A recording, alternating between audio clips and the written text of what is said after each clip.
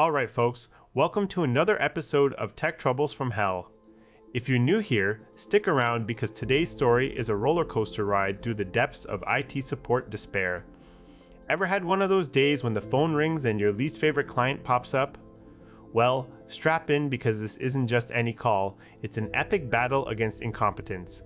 It was 11:30 p.m., the perfect time for me to be catching some much needed Z's after a long day. But no, my out-of-hours IT desk duties called, and I picked up that dreaded phone.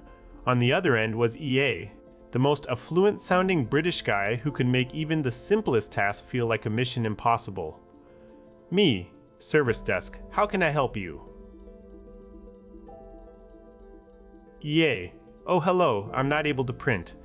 I braced myself for what was coming next. This guy is notorious for his frustratingly vague calls and his condescending attitude. Me? Okay, any error messages? Any signs of life from the printer? EA, now hold on, I'm not a computer person, so you'll need to use simple terms. Can you imagine trying to deal with someone who won't give you even basic information? It's like playing a guessing game where no one knows the rules. Me, what happens when you print? EA, nothing happens, that's why I'm calling you. I knew this was going to be a long night. Let me tell you, dealing with users who don't know their way around basic troubleshooting is like trying to fix a flat tire in a storm-time station. Me, do you see any messages appear on the screen when trying to print? EA, no. This guy's lack of effort was becoming maddening. I needed more information, but he wasn't providing it. Me, is your printer turned on? Can you see any lights? EA, of course. Well, that's not very helpful, is it? Me, can you walk me through what you generally do to print something? EA, look here, I don't really understand what you're asking me. I'm already at my wit's end. How can someone who uses a computer daily be so clueless about basic troubleshooting steps? Me, tell me how you'd usually print. EA, I'm not familiar with these technical terms. This is very hard. I don't understand why we have people like you if you can't help those of us who aren't technically savvy. Now, this is where the frustration really starts to bubble over. He's not just being unhelpful, he's questioning my expertise and the entire IT support system. Me, I'm trying to help, however, as it's out of hours our scope is limited. I need to remotely connect to see what's wrong. But no matter how many times I explain this, he keeps pushing back with more complaints. EA, look, this is terribly unfriendly for people who aren't technically savvy like myself. Why can't you fix this?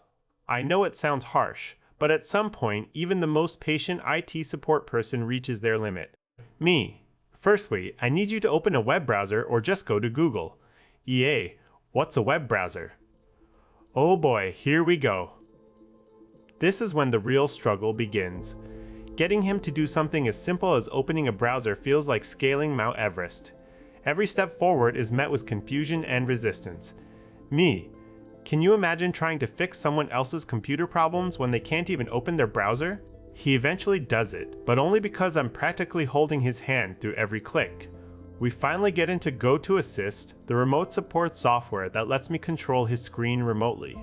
But then comes the kicker. He leaves the session running in the background and proceeds to ignore my instructions completely. I spend the next half an hour moving his mouse around whenever he tries to open something else, purely out of sheer frustration and boredom. Me? I can hear the printer in the background, so it looks like we're good now? EA, yes, it's working, but you didn't help me at all. And with that, he hangs up. No thank you, no apology for wasting my time and sanity. This encounter left me wondering, is there any hope for clients who refuse to put in even the slightest effort? It's moments like these that make you question your chosen career path.